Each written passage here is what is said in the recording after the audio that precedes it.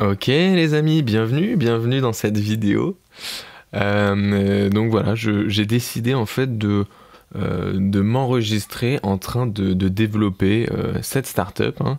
Donc comme vous pouvez le voir, cette startup que j'ai décidé d'appeler TurnUp. Et donc ce serait potentiellement une app qui permet aux gens d'écouter du son ensemble en fait, que tout le monde puisse participer à une playlist collaborative et live, tout est en temps réel et voilà, pour le plaisir de tout le monde quoi, finalement. Donc voilà, donc, j'ai fait déjà une petite landing page comme ça que j'ai envoyée à quelques amis, enfin bref, cette landing page sert un peu à rien, on va pas se mentir. Je pense que le mieux c'est de développer le produit, puis après balancer la sauce quoi. Lancer le produit et voir ce que ça peut donner hein, finalement. Alors voilà, du coup le principe de base c'est que tout le monde se connecte sur une même salle en fait. Il y aurait un hôte qui est connecté aux enceintes et tous les autres qui sont du coup connectés, qui sont pas connectés aux enceintes mais qui envoient eux leur son en fait. Et donc tout le monde sur son device aurait la playlist en visuel. Et voilà, tout le monde peut participer mais il n'y a qu'un seul téléphone qui met le son. Voilà. Alors, où est-ce que ça pomperait les sons? Là, je dis YouTube, SoundCloud. Malheureusement, on pourrait penser aussi Spotify, Deezer et compagnie, mais malheureusement, leurs API sont trop fermées. Alors, on pourrait écouter du son Spotify, mais il faut que la personne ait du coup Spotify sur son téléphone, il y ait un compte Spotify. Et voilà, mais ça a l'air un peu compliqué. Bref, donc je veux commencer par du YouTube à 100%, parce que YouTube, typiquement ce qu'on peut faire avec YouTube, en tout cas en web, c'est d'implémenter un iframe. Le principe d'un iframe, c'est que tu fous ça dans ta page web, et c'est bon, t'as la vidéo qui tourne sur ton app, quoi. Donc voilà, on pourrait embarquer un iframe, je l'espère, hein, et jouer du son comme ça, finalement. Donc il faudrait juste récupérer les ID des musiques YouTube et les envoyer dans l'iframe. Donc voilà, alors pour tout vous dire, j'ai déjà essayé de développer un produit donc avec Flutter. Flutter, pour ceux qui ne savent pas, c'est une boîte à outils, un framework, une librairie de Google qui permet de faire des designs, des apps qui seraient potentiellement compatibles iOS, Android, et là plus dernièrement ils ont annoncé web, desktop, enfin la totale. Leur but c'est vraiment de faire une seule code base pour toutes les plateformes en fait. Et donc voilà, j'étais un peu emballé et je me suis dit let's go, je vais faire une app iOS, Android avec Flutter. Et alors je vais vous montrer ce que ça a donné. Je vais le relancer d'ici. Donc là je lance l'app. En vrai j'ai développé un truc qui est presque fonctionnel, mais qui m'a saoulé. Je vais vous expliquer pourquoi. En fait c'est ultra buggé. Parce que du coup en fait l'intérêt de Flutter, c'est que tu designs des applications avec des widgets en fait.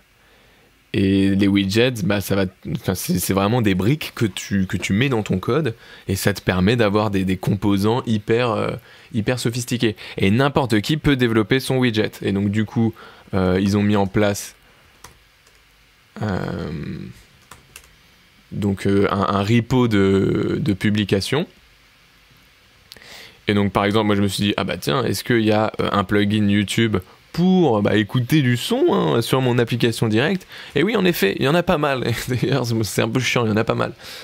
Mais du coup, le plus connu, par exemple, donc utilise l'API, enfin l'iframe, donc ce que je vous ai parlé là, utilise l'iframe et donc permet de lire des vidéos YouTube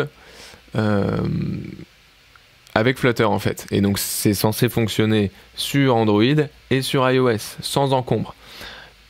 Mais c'est plus compliqué que ça, hein. J'ai essayé de l'implémenter, je vais vous montrer. Donc du coup voilà, l'idée ce serait une page login comme ça. Donc soit on se login avec Facebook, soit on se login en tant que utilisateur, donc en tant que guest, pardon, en tant qu'invité. Donc si je clique directement sur Create a Party, bam, on peut déjà créer une partie. Et voilà, mon intention un peu sur ce produit, c'est que ça puisse être hyper rapide d'entrer dedans en fait et d'essayer. J'ai pas envie qu'il y ait des barrières du style donne-moi ton adresse mail, ton mot de passe, est-ce que tu veux que je retienne ton mot de passe, blablabla, c'est un peu chiant, tu vois. Il faut que si quelqu'un invite un pote pour rejoindre donc le salon, pour rejoindre la soirée, il faut que le mec puisse rejoindre sans avoir créé de compte. C'est ça la puissance, c'est ça la beauté du truc. Et donc voilà, là il faut créer une soirée, comment on appelle ça? Une room, un salon. On va appeler ça un salon, d'accord, en français. Donc là, le nom du salon, ça va être quoi? Eh ben, ça va être ma super soirée. Ensuite, il faut un password parce que si on protège pas, bah, n'importe qui va pouvoir venir n'importe où et c'est le gros sbeul hein, finalement. Donc, on fait un password, un mot de passe pour les autres invités de la soirée. Donc, je vais mettre test. Hop, je crée. Ah merde. Bon, là, il y a un petit bug. Bref, je crée le salon. Et donc on est sur un visu où il y a zéro son, je peux ajouter un son, je peux partager du coup le lien du salon. Et donc voilà, si j'ajoute un son par exemple, moi je teste toujours avec ce son là, je sais pas pourquoi, mais voilà. Donc voilà. Je sais pas si vous pouvez entendre le son du bureau, mais ben voilà, ça marche bien, j'ai même les contrôles ici. Et donc en fait, le principe c'est qu'on a un sliding panel comme ça, je sais pas comment ça s'appelle, mais bon, vous noterez que ça lag énormément, mais c'est parce que tant qu'on n'a pas buildé en prod, c'est pas optimisé performance. Mais si on build en prod, c'est super fluide, il y a une expérience utilisateur nickel chrome quoi. Mais voilà, donc il faut bien attraper ici pour pouvoir slider vers le bas et que ça fonctionne en fait. Et si je me mets avec mon gros doigt finalement, donc on va simuler le gros doigt avec la souris, si je me mets à drag à partir de la vidéo, ça bug, mais ça fait pire que ça fout l'application en l'air, c'est-à-dire que ça laisse la musique en background et voilà, on peut plus faire grand chose quoi, c'est horrible, le mec est obligé de s'enlever du multitâche, de se reconnecter. C'est pas possible quoi. Donc voilà, là si j'essaie de replay, ça marche pas. Et vous vous direz, mais il suffit de désactiver les touch events ici. Mais pas du tout. Mais en fait c'est incroyable parce que même si je mets un container devant ce player, donc si je mets genre vraiment une plaque devant le container et que je dis tu ne fais pas attention aux touch events sur cette plaque, et ben croyez-le ou non, ça fait quand même bugger. Donc voilà, en tout cas ce que j'ai pu lire sur donc les développeurs de ce plugin, c'est que malheureusement, parce que là le principe c'est que c'est une web view. C'est une web view qui est intégrée dans l'application. Et bon, iOS et les web views, c'est pas des très bons amis quoi. Je sais pas comment expliquer. Mais bref, ça m'a saoulé. Ça m'a saoulé et je me suis dit, putain. Bon, et aussi derrière, il y a quoi? Il y a un gros back-end en SJS donc qui permet d'authentifier l'utilisateur, qui permet de gérer toutes les playlists, qui permet, bon bref, de gérer tout ce qu'un serveur pourrait gérer. Et aussi, donc c'est une base de données Mongo, donc sur Atlas comme ça. Enfin bref, c'est plein de petites briques que j'ai fait en custom. Et dernièrement, j'ai lu pas mal de trucs sur le serverless en général et je me suis dit, bon bah pourquoi pas partir sur un focus application web. Donc on va faire une application web. Putain, cette intro était longue, hein, je suis désolé. Mais on va faire une application web.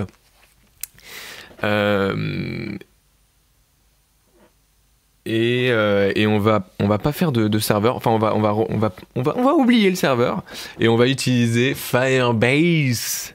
Firebase de Google. En fait, le principe de Firebase, c'est assez simple. C'est de faire en sorte que ton application t'es que ça à coder en fait. Et donc du coup par exemple ce qu'ils ont au niveau de leurs produits, c'est que tu as une base de données Firestore, donc tu as juste en gros dans ton code, dans ton front à dire ok bah envoie ces données dans Firestore et tout se fait automatiquement en fait. T'as pas besoin de créer tes endpoints d'API, t'as pas besoin de créer tout ton serveur. Et donc même si tu as des tâches peut-être un peu plus complexes entre guillemets que tu aurais pu faire côté serveur, bah tu as les Cloud Functions en fait qui te permet d'exécuter du code mais côté Firebase en fait, c'est eux qui gèrent tout et c'est assez pratique.